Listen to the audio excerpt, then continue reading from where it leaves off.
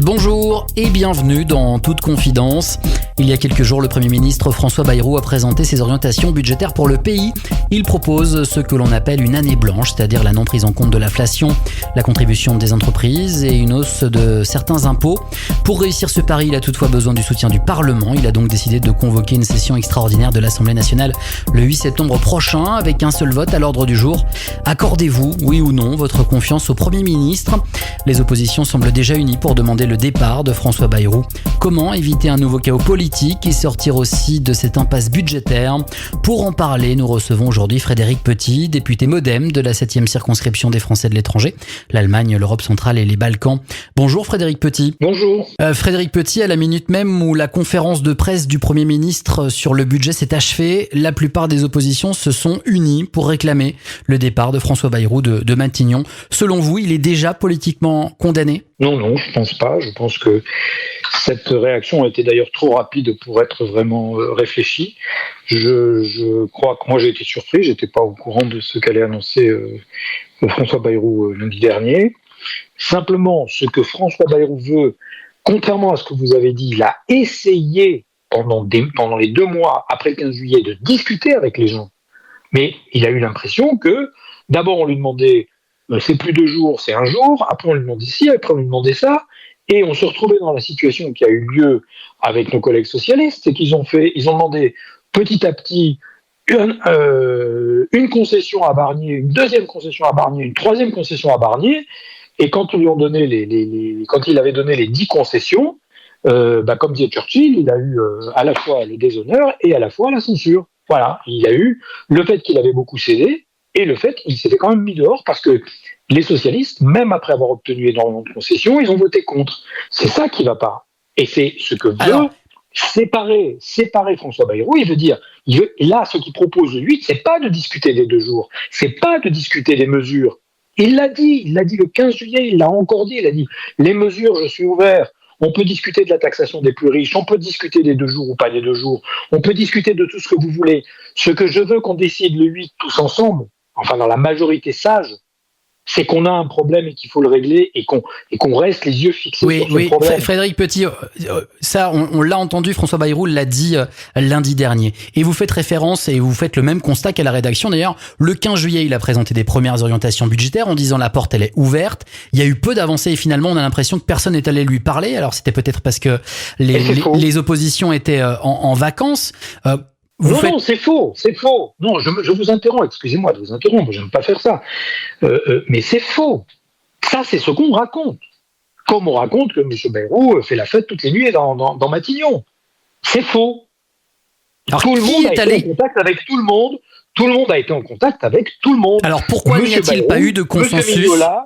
Mais parce que dans la discussion, les gens ne souhaitaient pas passer leur temps, les interlocuteurs qui avaient en face, passer leur temps à essayer d'obtenir et à être dans la négociation politicienne, à essayer de bricoler. Donc les autres formations politiques ne sont pas au rendez-vous de l'urgence et du problème. Et voilà, donc ils disent on ne nous a pas demandé, on ne nous a rien demandé. C'est sûr qu'il n'y a jamais eu une lettre demandant est-ce que vous êtes d'accord pour 2 jours. Ça, je suis d'accord qu'il n'y a pas eu. Mais ils ont été contactés tout l'été.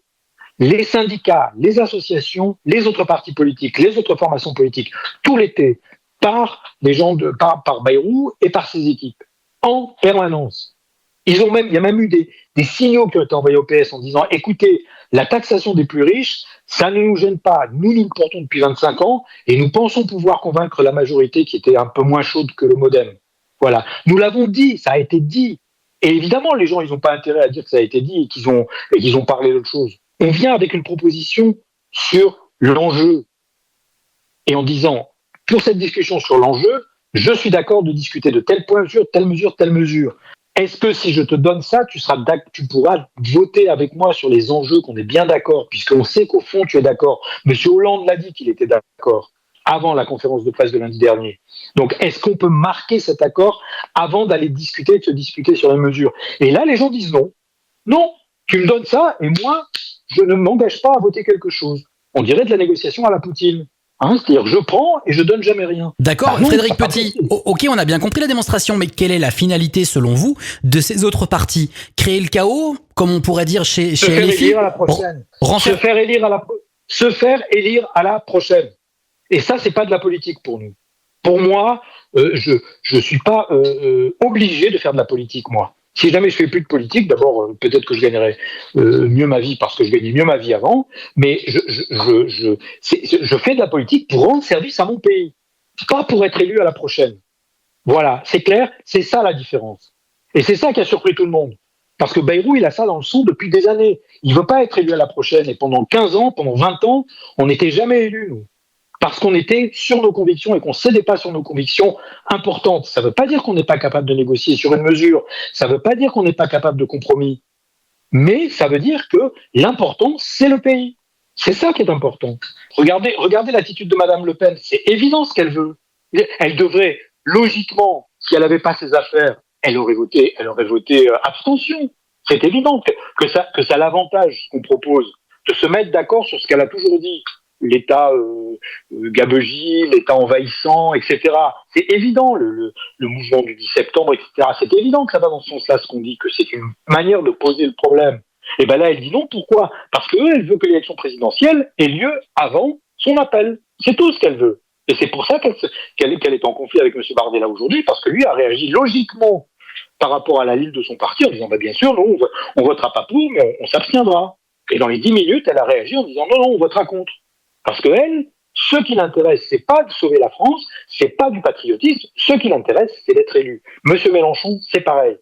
Voilà. Et il y a beaucoup de socialistes pour lesquels c'est pareil. Et ben moi, c'est pas ça.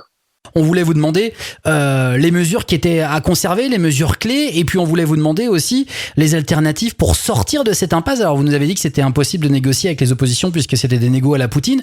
Qu'est-ce que vous pourriez mettre sur la table qui pourrait faire sortir, quand je dis vous, le modem François Bayrou, qui pourrait les faire sortir de cette posture? Un membre du Rassemblement National à Matignon, un représentant ou une représentante du NFP, ou une nouvelle dissolution? Comment on peut quand même en sortir? Avec quelles mesures et avec quel deal politique? Alors, finalement? Je crois que si on comprend la proposition fondamentale de la question qui est posée le 8 septembre par François Bayrou, elle est là la réponse. Parce que vous n'arrêtez pas de me parler de mesures, sur quelles mesures on pourrait céder, etc. Je le maintiendrai, évidemment. On sera très peu à être compris, on ne sera pas très très bien entendu, j'espère qu'on sera de mieux en mieux entendu, mais le 8 septembre, d'ailleurs, ce n'est pas un budget qu'il a fait Bayrou, il n'y a pas un montant. Il n'y a pas un tableur Excel pour dire on va dépenser tant ici, tant ici, tant ici. C'est pas ça qu'il a fait. Il a fait un PowerPoint en disant voilà ce que je pense et voilà où je veux aller à 5 ans. 2029. Et mettons-nous d'accord sur comment y arriver. Mais effectivement, toutes les portes étaient restées ouvertes. Non, même pas sur le comment. Mettons-nous d'accord que c'est là qu'on veut aller. Pour nos petits-enfants, c'est là qu'on veut aller. Ce qu'on veut le 8, c'est pas le comment, c'est pas les mesures, c'est pas de dire je te donne ça, tu me donneras ça, et puis après, de toute façon, tu vas me taper sur la tête quand même. Ce qu'on veut le 8, c'est de dire, écoutez, on arrête le bac à sable, on arrête de penser à l'élection suivante, et on regarde ce qu'il faut pour notre pays, pour les petits-enfants de nos petits-enfants. Et après, il y aura le budget. Et là, Bayrou, il n'aura plus rien à dire. Ça sera les députés. Et là, on dira, puisqu'on est d'accord là-dessus, monsieur Bayrou, vous voulez faire 2 jours, nous, le Parlement, et donc ça devrait être voté par une majorité au Parlement, chaque mesure, on les prendra, on les votera. Et on a répété pendant tout l'été aux socialistes qu'il y avait des mesures proposées par les socialistes, sur lesquelles on était prêts à avancer. Et ça leur est dit depuis 2 mois. Je l'ai dit encore à ma collègue, j'ai fait un débat avec une de mes collègues des écologistes il y a quelques jours, je l'ai dit, je l'ai répété, ça a été dit le 15 juillet, ça a été dit lundi dernier, je ne comprends pas pourquoi c'est pas entendu et pourquoi c'est pas clair. Il y a 2 étapes, le 8 et après ça sera à nous de jouer, ça sera peu au gouvernement de jouer. On va donc voir si les volontés électoralistes l'emportent ou si le travail de coalition et de rassemblement se met en place. En tout cas, les tractations sont en cours. Une double question très rapidement pour terminer, Frédéric Petit. L'image que donne la France d'être empêtrée dans ces blocages-là, vous qui êtes à l'étranger très régulièrement. Est-ce qu'on ne donne pas l'impression, on sait que vous aimez le transport ferroviaire, est-ce que la France n'est pas encore bloquée sur le quai de la gare alors que les trains partent les uns après les autres? Quelle image ce blocage donne à l'étranger? Non, Puis... ça fait partie du folklore qu'on colle aux Français depuis. Voilà, c'est pas pire, pas moins qu'avant. C'est pas pire, pas mieux qu'avant. On a cette image du Français râleur, etc., mais du Français qui sait aussi faire avancer le monde. Je crois que quand moi je discute avec mes copains ukrainiens, lituaniens, polonais dans les Balkans, on est quand même vu comme une grande démocratie enviable et qui fait envie. On n'a pas encore une image de pays en faillite, bien loin de là.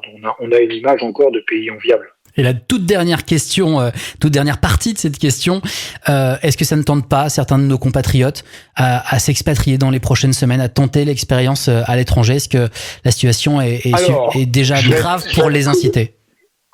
Je vais être très très clair là-dessus.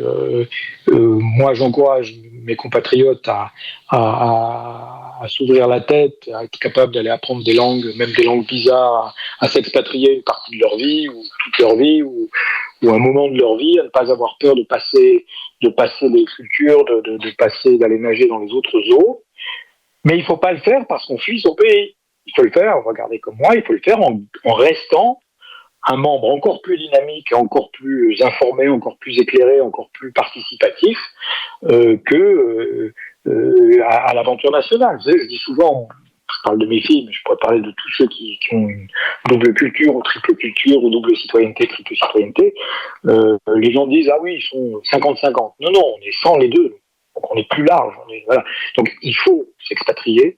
C'est le moment, pour comprendre le monde, il faut aller vivre avec les autres. Il faut aller travailler avec les autres, il faut aller souffrir avec les autres, il faut aller payer l'impôt avec les autres. Je rappelle que les Français à l'étranger payent l'impôt dans les pays étrangers, mais il faut rester digne et attaché à l'aventure nationale de son pays. Eh bien, merci Frédéric Petit pour cette interview en toute confidence. Premier rendez-vous de cette rentrée qui revient très très vite.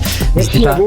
Merci. N'hésitez pas à commenter, partager et à vous abonner à notre newsletter lesfrançais.press.